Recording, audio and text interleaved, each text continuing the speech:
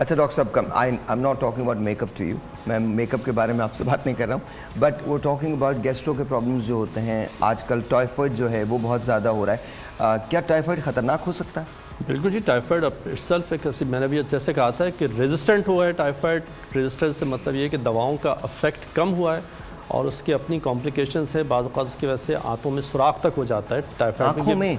आंतों में, पेट में सुराख तक हो जाता है। ये टाइफाइड के लेट कॉम्प्लिकेशंस में आती है। ठीक है। इंपॉर्टेंट चीज़ ये है कि आप उसका ट्रीटमेंट करना, और ट्रीटमेंट में थोड़ा सब्र करना है। सब्र से मुराद ये कि जब टाइफाइड पे कोई एंटीबायोटिक दी जाती है तो फौरी रिस्पांस नहीं आता। होता ये हमारे पेशेंट चाहता है कि फौरी रिस्पांस आ जाए, वो एक से दूसरे डॉक्टर, 2 से 3 डॉक्टर, 3 से 4 डॉक्टर, उसी वजह से एंटीबायोटिक का इफेक्ट कम होता जाता है और वो रेजिस्टेंट होता है। मैंने तो एक जुमला ये भी सुना है कि किसी को हार्ट अटैक हो रहा है, उसको अस्पताल लेके जा रहे हैं तो वो ये कह रहा है कि नहीं अब मैं अस्पताल के करीब पहुंच गया, मैं ठीक हो रहा हूँ, कोई मसला नहीं, मुझे ना लेके जाओ। बिल्कुल ऐसा वो कोविड में ऐसा हुआ सर, जब हमने पेशेंट देखा उसकी सैचुरेशन 82 तक आई, 82 उसकी सैचुरेशन थी। हाँ। तो मैंने कहा इसको फौरन लेके हॉस्पिटल जाओ, तो उसको लेके पार्क चले गए कि सांस नहीं आ रहा। उसके बाद पेशेंट पर चला गया, उनको लेके पार्क चले गए, पार्क चले गए खुली फिजा में बैठने की, खुली फिजा में मौत हो गई उनकी, पर चले गए। तो ये मैंने कहा पेशेंट जाहिर है वो इतना सांस आया कि फिर सांस वापस ही नहीं गया। वो आया है, आने के बाद सांस ने अच्छा वो जा रहा है, गुड बाय, खुदा हाफिज़। प्रॉब्लम हुई सर, पेशेंट एजुकेशन जो है हमारे यहाँ बहुत ज़्यादा ज़रूरी है, क्योंकि दवाओं के सिलसिले में मैंने कहा ना कि गुटखा मेनपुरी खाने में कोई प्रॉब्लम नहीं है, प्रॉब्लम दवा और उसके साइड इफेक्ट की ज़्यादा फिक्र हो जाती है, उसी वजह से। इसका मतलब ये नहीं है, ये सरकास्टिकली कह रहे हैं, यानी ये तंज के तौर पे कह रहे हैं कि गुटखा और मेनपुरी नहीं खाएं। खुदा का वास्ता ये मत समझिएगा कि कोई प्रॉब्लम नहीं है। डॉक्टर साहब कह रहे हैं कि प्रॉब्लम है, वो तो बिल्कुल नहीं खाना चाहिए, बट दवाएं जो हैं उनको इस्तेमाल कर लें।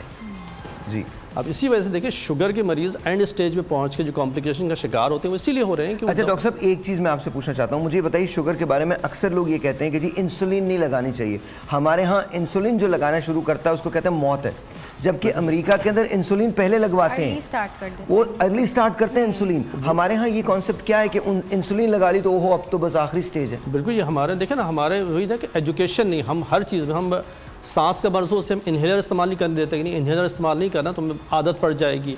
बच्चे को सांस के साथ बच्चा चलता हुआ उसको निबलाइज करने को, निबलाइज नहीं करते कि फेफड़े कमज़ोर हो जाएंगे। ये सब चीज़ें इसी तरह से इंसुलिन का, इंसुलिन लगाने को समझते हैं कि आखिरी है, एंड ऑफ द लाइफ हो गई, बल्कि शुगर को समझते हैं कि शुगर की बीमारी अगर हो गई तो आपकी ज़िंदगी ख़त्म हो गई। तो ऐसा नहीं है, हर चीज़ को अगर आपने वजह ये कि अगर आप सही फोरम पे जाके पूछें, किसी से तहकीक कर लें या बात कर लें तो आपके कॉन्सेप्ट जो है आसान हो जाएंगे, क्लियर हो जाएंगे। ये हमारे ऐसा होता नहीं है। तो मैं अपने समझने के लिए कह रहा हूँ, इंसुलिन जो है, फ़र्ज़ कीजिए कि आप कोई मरीज़ डायग्नोज कर दिया जाता है कि जी अब आप इंसुलिन लगाएंगे, तो वो मौत नहीं है, वो ठीक है? बिल्कुल नहीं है, बिल्कुल नहीं है। बल्कि एक बात याद रखिएगा, और ये आप जाके पूछ लीजिएगा डॉक्टर से, इंसुलिन लगाना गोली खाने से ज़्यादा बेहतर होता है, ज़्यादा इफेक्टिव होता है। हम जो गोलियां खा लेते हैं ना, नाम हमें पता चल गए, मैंने तो यहाँ तक भी देखा है, अगर किसी ने कह दिया कि H1B1C क्या होता है, वो HB1C वो करवाया, और अगर उसमें शुगर आ गई तो उन्होंने एक टैबलेट है, मैं नाम नहीं लेना चाहता, नाम ले देता हूँ, ग्लूकोफेज, वो खाना शुरू कर देते हैं। खुदा का वास्ता मैं आपके आगे हाथ जोड़ रहा हूँ, ये ना करें, डॉक्टर के पास चले जाएं। आप इतने पैसे खर्च करते हैं लेकिन डॉक्टर के पास जाने के पैसे नहीं है, वहाँ अचानक से हमें एहसास होता है कि जी बहुत ज़्यादा पैसा लग रहा है, आपकी जान से बढ़ के नहीं है। सारा प्रॉब्लम वहीं पर आके होता है, जब डॉक्टर के पास आते हो दवाएं महंगी लगती हैं, हर चीज़ उन्हें बहुत ज़्यादा मुश्किलात उनको लगती है, जबकि सेहत से बढ़ के कुछ नहीं है। साल में अगर 2 से 3 दफ़ा अपनी स्क्रीनिंग करा लें तो आप बहुत सारी बीमारियों से बच सकते हैं, लेकिन हमारे ये कॉन्सेप्ट है नहीं असल में HB1C कराने में। लेकिन हमारे यहाँ जो अस्पताल हैं, आप वहाँ जाएँ तो बीमारियाँ लेके भी तो आते हैं। अस्तगफिरुल्लाह, मैं माजरत के साथ, मैं पाकिस्तान के बड़े से बड़ा अस्पताल आपको बता सकता हूँ, मैं अनलेस के कोई 2, 3, 4, 5 अस्पताल ऐसे बहुत बड़े हों, वरना मैं माजरत चाहता हूँ। उफ मेरे खुदा, जो हाल हमारे यहाँ अस्पतालों का है, मतलब मुझे हमारी वाकई रेजिलियंस बहुत है। हमें कोविड ने वाकई कुछ नहीं कहा, बिकॉज कोविड खुद आके हाथ जोड़ रहा था हमारे आगे, जो इम्यूनिटी है कि मतलब अब दुनिया में, और शायद ये कुछ ब्लेसिंग इन डिस्गाइज था, लेकिन इसका मतलब ये नहीं है कि हमें सफाई पे तवज्जो नहीं देनी, हाइजीन पे तवज्जो नहीं देनी। एम आई राइट और रॉन्ग? बिल्कुल, यू आर राइट।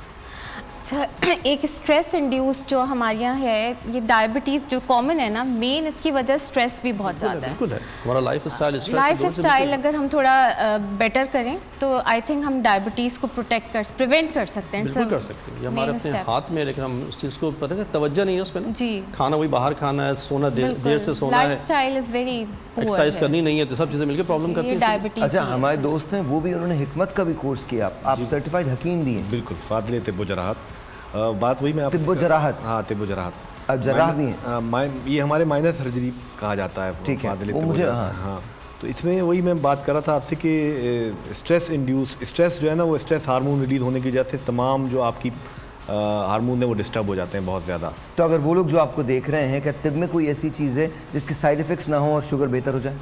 देखिए, शुगर जो हर्बल मेडिसिन में सबसे अच्छी जो चीज़ है कुदरती, जिसका इफ़ेक्ट है डायबिटीज़ पे, वो है ऊँटनी का दूध। उसके अंदर ऊँटनी के दूध के अंदर नेचुरल इंसुलिन होती है, कुदरती। तकरीबन 250 ml अगर आप वो ले रहे हैं ऊँटनी का दूध, तो उसमें 2 से 3 यूनिट इंसुलिन के होते हैं नेचुरल। आप अगर पिएंगे, और सुन्नत भी ऊँटनी का दूध पीना, तो उससे आपको बहुत सारे एंटीऑक्सीडेंट्स मिलेंगे, प्लस उसके अंदर प्रोटीन बहुत अच्छी क्वांटिटी का होता है, प्लस आप खुद यूज़ करें तो आप डायबिटिक पेशेंट्स को यूज़ कराया गया है ऊँटनी का दूध। क्या ऊँटनी का दूध खालिस मिलता है यहाँ हमारे? बिल्कुल मिलता है। आजकल बहुत सारी जगहों पे कराची में ऊँट तो वैसे ही कराची में पाया जाता है, आपने देखा है कि सी साइड पे, तो उन्होंने अब ये काम किया है कि फ़ीमेल जो ऊँटनियाँ होती हैं उसको लेके फिर रहे होते हैं, और आप हैंड टू हैंड आपको जो है ना वो दूध निकाल के देते हैं। Oh really?